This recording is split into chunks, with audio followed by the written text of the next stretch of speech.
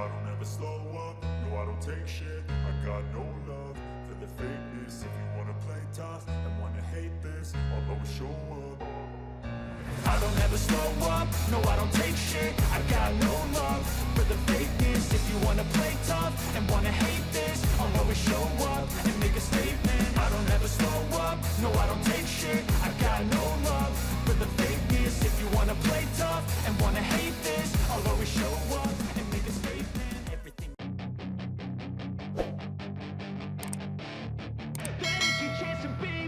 Hey kid. Dorna Sports selaku pemegang hak komersial MotoGP berencana menggulirkan ide sprint race yang terinspirasi dari Formula 1. Proposal bakal didiskusikan bersama Komisi Grand Prix pada Jumat, tanggal 19 Agustus tahun 2022, dan kemudian akan diumumkan resmi dalam konferensi Sabtu, tanggal 20 Agustus tahun 2022, di Red Bull Ring, Austria. Nantinya, format sprint race digelar setiap Sabtu pada semua event kejuaraan dunia balap motor Grand Prix musim 2023. Tetapi, rencana itu menuai kritikan dari Quartararo. Rider berjuluk El Diablo tersebut bahkan tak pernah diberitahu perihal usulan mengenai penerapan sprint race. Menurut saya, itu benar-benar bodoh. Bukan saya yang membuat keputusan tentang format balapan, tapi saya kira kami memasuki format yang sangat bodoh, ucap sang pembalap Yamaha. Jika kami melakukannya dari waktu ke waktu, seperti di Formula 1, saya pikir itu bisa menarik. Tetapi setiap hari Sabtu sejujurnya, ada sirkuit di mana Anda kelelahan secara fisik, seperti Assen, Mugello. Ketika kami menyelesaikan balapan, kami kelelahan.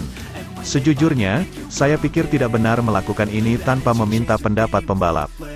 Atau setidaknya saya tidak diminta. Sebagian besar pembalap turut mengungkapkan keterkejutannya ketika ditanya rencana sprint race. Sebab, kebanyakan dari mereka hanya mendengar desas-desus tentang hal itu. Pilot Suzuki, Joan Mir, mengakui sprint race akan lebih baik untuk tontonan, dan pada dasarnya, dia tidak memiliki masalah dengan ide tersebut. Ya, pada akhirnya untuk pertunjukan itu akan lebih baik. Ini adalah fakta, lebih banyak balapan berarti pada hari Sabtu akan ada lebih banyak hiburan daripada kualifikasi, tutur pemegang titel juara MotoGP 2020. Bagi saya, pada akhirnya saya menikmati balapan. Saya menikmati ketika saya mengambil alih dan segalanya lebih dari sekadar latihan bebas. Jadi, bagi saya, tidak ada masalah besar dengan ini. Kita hanya perlu mencobanya untuk melihat apakah itu bagus atau tidak. Sprint race MotoGP bakal menjadi format yang berdiri sendiri. Tak seperti di Formula 1 yang menentukan starting grid untuk Grand Prix utama pada Minggu. Walau begitu, Miguel Oliveira meyakini format balapan sekarang sudah penuh tekanan. Karenanya, dia pun menilai MotoGP tidak membutuhkan sprint race. Saya sangat menyukai bagaimana keadaannya saat ini. Mungkin kualifikasi bisa diubah sedikit, kata pembalap KTM itu. Saat ini sudah penuh tekanan, seperti hari ini, saya membuat kesalahan kecil, kecelakaan saat FP2, dan saya tersingkir dari Q2. Jika pagi besok hujan, maka akan cukup membuat stres. Sementara itu, mulai musim depan, Espargaro takkan berseragam Repsol Honda Team. Pria asal Spanyol itu telah resmi diumumkan sebagai rider Gas-Gas Factory Racing Team dalam konferensi pers di Red Bull Ring, Austria, Jumat tanggal 19 Agustus tahun 2022. Menggandeng skuad Tech3, Gas-Gas berekspansi ke kelas Premier.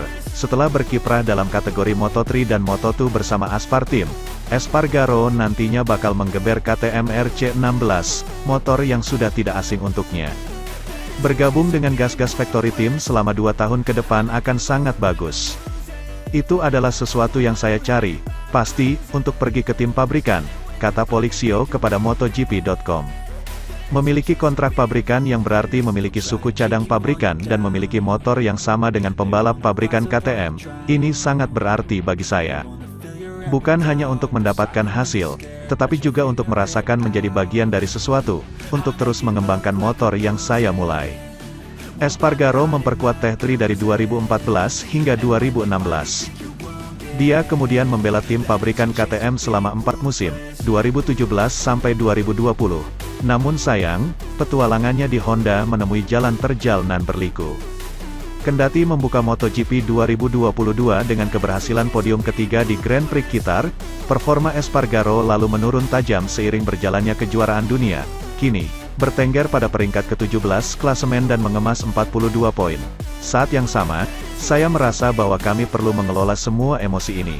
Saat ini, saya mencoba memperbaiki situasi dengan Honda. Kami perlu meningkatkan hasil hingga akhir tahun, tuturnya.